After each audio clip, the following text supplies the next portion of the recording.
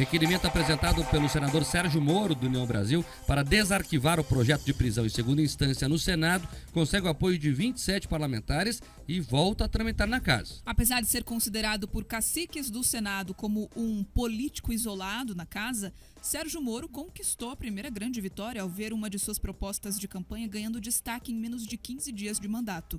O texto já havia sido aprovado na Comissão de Constituição e Justiça em dezembro de 2019, mas aguardava inclusão na ordem do dia do plenário da Casa.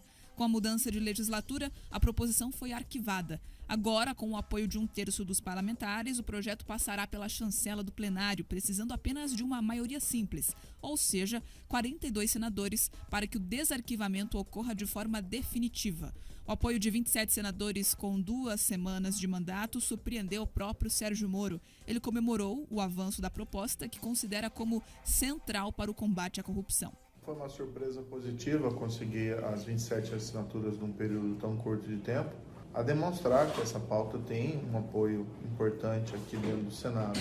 Claro que agora tem um desafio ainda maior, que é levar ao plenário e ter a aprovação. Agora tem que ser estudado o melhor momento político para isso, talvez não seja agora, talvez seja mais adiante, mas é uma pauta que é da sociedade, é uma reclamação da sociedade, que no fundo a impunidade não é só de corrupção, é de outros crimes também, é algo que afeta o nosso sentimento de justiça.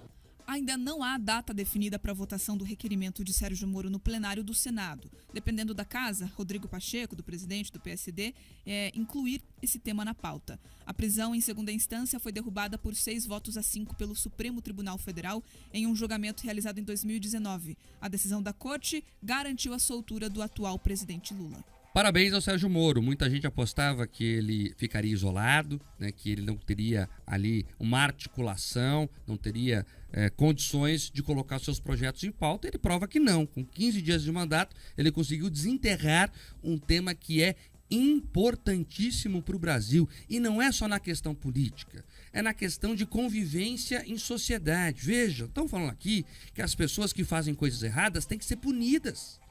Não dá mais no Brasil para conviver com isso. O crime compensa nesse país. E eu não estou falando só questão política. Esquece o PT. Vamos falar aqui do dia a dia nosso. Alguém que mata uma pessoa tem que ser presa. Alguém que estupra, alguém que rouba, alguém que faz um mal feito tem que ser punido, de acordo com o processo legal, obviamente. O Brasil não acontece isso. Porque se a pessoa for rica e tiver um bom advogado, eles ficam recorrendo eternamente. Recursos muitas vezes duvidosos, a frase não é minha, é do Luiz Fux, ex-presidente do Tribunal do STF, e fica por isso mesmo. Vamos dar um exemplo aqui criminal de homicídio. Lembra aquele jornalista Pimenta que matou a namorada, a Sandra Gomide? Ele ficou 11 anos para ser preso, um réu confesso. Ele ficou 11 anos nas ruas depois de matar a namorada. Por quê? Porque tinha bons advogados.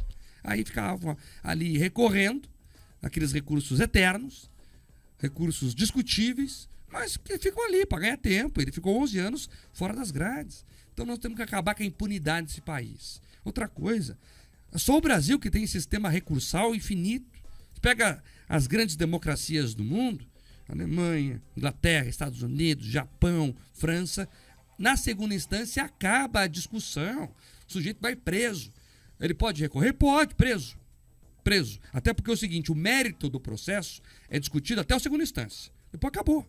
Depois é questão protelatória, é questão jurídica, são esses gatilhos que eles arranjam de forma, inclusive, criativa, para não dizer outra coisa. Então é o seguinte, não é só para a classe política, é para tudo.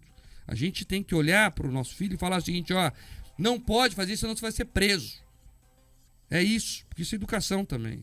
Nós temos que ter um país em que os bandidos tenham medo de atuar, porque eles não podem atuar livremente sabendo da impunidade. Então a prisão de segunda instância é essencial. O Brasil tinha conquistado isso, para lembrar o cenário, e ela foi ali ceifada naquela articulação, na grande articulação para liberar o Lula da cadeia. Então esse problema da impunidade, ele volta com o Lula. Foi para ele que fizeram, sob medida. Aí ele acabou liberando os companheirados todos, a Dirceu, né, o povo lá, e aí já ajudou também todo mundo, né? O mundo do crime agradece ao Lula ao time jurídico do Lula por essa grande conquista para eles, que foi o fim da prisão em segunda instância. Então, que bom que o Senado da República vai voltar a discutir isso, e nós, como sociedade organizada, temos que pressionar o Congresso para que isso volte a ser uma realidade. É importante, não só para moralizar a política, Pedroso, mas para que a gente possa dormir tranquilo, sabendo que se algum bandido entrar na minha casa e fazer alguma coisa contra a minha família, eu vou ter a certeza que, diante de um processo justo, ele vai ser preso já na segunda instância. Opa, peraí, a gente precisa disso urgente. E vou entrar nessa questão da prisão em segunda instância, mas o Senado Federal, os nossos senadores, eles precisam recuperar a capacidade legislativa, Mark. Vamos aqui restabelecer todos os pontos. Quem limpou o terreno ali foi o Judiciário. Tá? Foi o Supremo Tribunal Federal que considerou que a prisão em segunda instância já tinha considerado que deveria prender, depois mudaram, tornaram, ficar nesse vai e volta.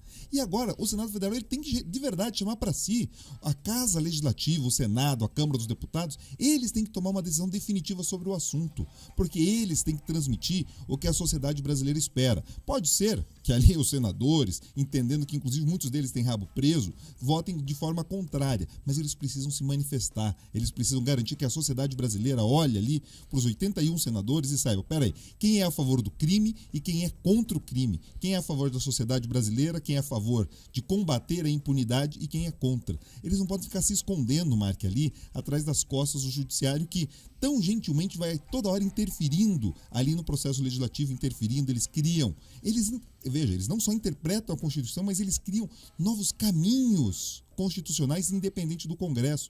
É uma vergonha tudo isso que acontece. Agora, falando do prisão em segunda instância, o Brasil ele convive com o modelo mais absurdo do mundo. Ele é propício à impunidade. Você tem uma série de recursos, você trouxe muito bem, o Brasil tem uma quantidade de recursos imensa e você tem também a questão de que você só pode ser preso depois do trânsito em julgado. Países que têm muitos recursos possibilitam a prisão ou em primeira instância, citou os Estados Unidos já permite prisão já em primeira instância. O sujeito que cometeu já sai preso. Você lembra aquelas cenas dos filmes? O cara é preso ali, já sai da decisão do juiz, ali preso, vai pra cadeia cumprir a pena dele, recorre depois. Agora, o Brasil ele tem que se olhar no espelho. Caso os senadores votem contra a prisão em segunda instância, tem que se reduzir a quantidade de recursos, porque isso é um absurdo. Nós viramos, Mark, para os outros países, a sociedade da impunidade. Só trazer aqui, Pedroso, porque um monte de amigo meu advogado estão me xingando já aqui.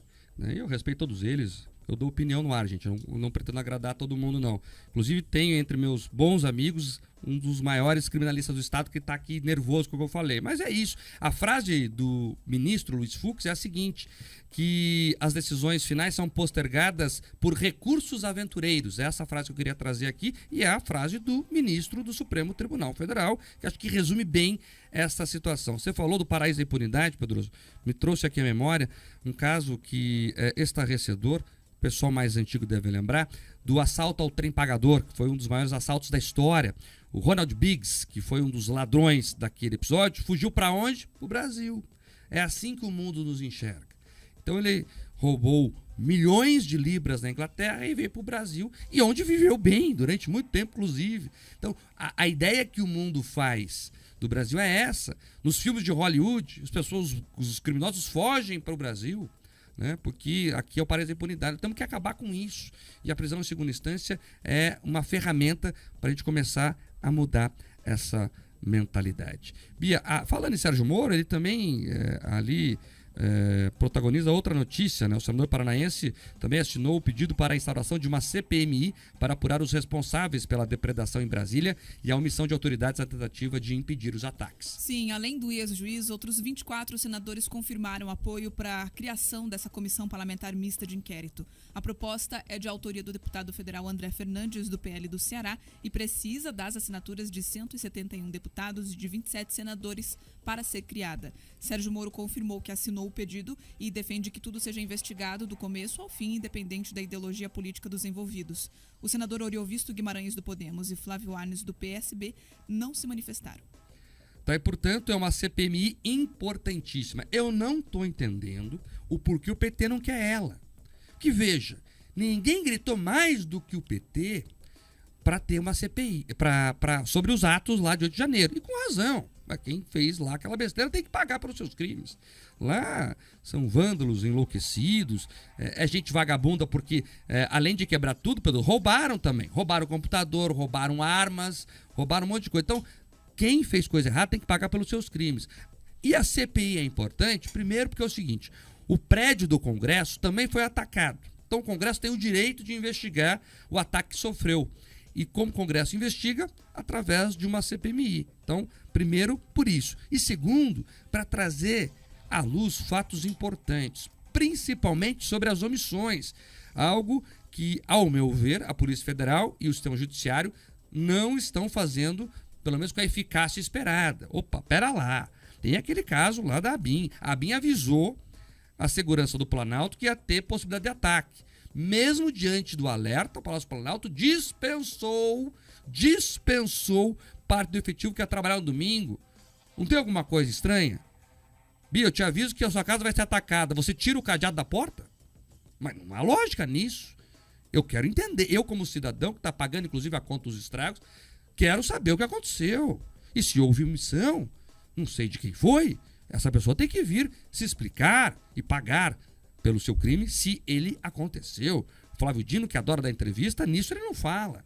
Né? Então, né, o palestrinha lá, essa palestra ele não quer dar. Então, a CPMI é importante para isso. Então, parabéns aos senadores que assinaram essa CPMI, aos deputados que estão assinando, e nós precisamos passar isso a limpo. Daí, para terminar, Pedro, vamos falar, Marcos, você sempre foi contra a CPI, né? A CPI não resolve nada. Eu até acho que vai virar um palanque político, acho, o risco é grande. Mas é melhor a gente ter um palanque político investigando isso, que vai ter os dois lados, vai ter o PT. O PT, inclusive, colocou sigilo nas imagens do Planalto, não sei por quê. Mas querem esconder, não querem CPI, querem sigilo, mas não sei. Aí vai ter o PT falando lá e vai ter também a oposição dizendo aqui, nós vamos entender o que aconteceu. E daí cada um faz a sua formação de juízo. Eu não acredito que vai ter um relatório final conclusivo, Pedroso, para deixar claro aqui. Mas eu acho que é importante o Brasil passar por essa história para trazer à luz alguns fatos e aí cada um faz o seu juízo de valor. Mas essa CPMI é diferente de outras quando o caráter é mais técnico, Marco. Eu entendo a tua posição pelo seguinte, você pega a CPI na Casa da Saúde, você tem um monte de deputado que não entende absolutamente nada de saúde tratando do tema. Ou alguém imaginava que o Omar Aziz era um especialista em saúde pública. Eu não imaginava. Tá? Agora, nós estamos tratando de um caso, de uma CPMI que tem um caráter político. Nós estamos falando de atos que, por mais que foram vândalos e tudo mais, têm um caráter político. Eles confrontam ali os poderes da República, Marco. Então, é natural que o Congresso dê essa resposta sim. Tá? Nesse caso, a CPMI, ou uma CPI, tem uma capacidade muito mais efetiva do que naqueles temas anteriores. Então, eu concordo com você que eu acho que vai virar ali um ciclo de debates infindáveis, mas você também vai construir a possibilidade de a oposição trazer algum tipo de voz para quebrar esse discurso de uníssono que só o Ministério da Justiça fica falando, batendo e tudo mais. Outros atores vão poder falar e fazer as perguntas importantes. Porque, veja só, vamos trazer o aspecto histórico, você gosta aqui às vezes de construir a cronologia das coisas. Primeiro, naquela primeira semana, logo após o dia 8, o PT falou de CPI, você teve gente ligada ao PT falando de CPI, daí eles começaram a perceber que, opa, peraí, talvez a gente tenha roupa suja nesse cesto também. Daí que eles começaram a recuar e falar, não, deixa que só os órgãos de justiça investiguem. Veja como o discurso muda quando começam a fazer as perguntas e entender melhor o desdobramento do caso. Ou seja, quando eles perceberam que pode ter companheiro ali envolvido, Marque, aí eles puxaram o freio de mão e até a marcha ré.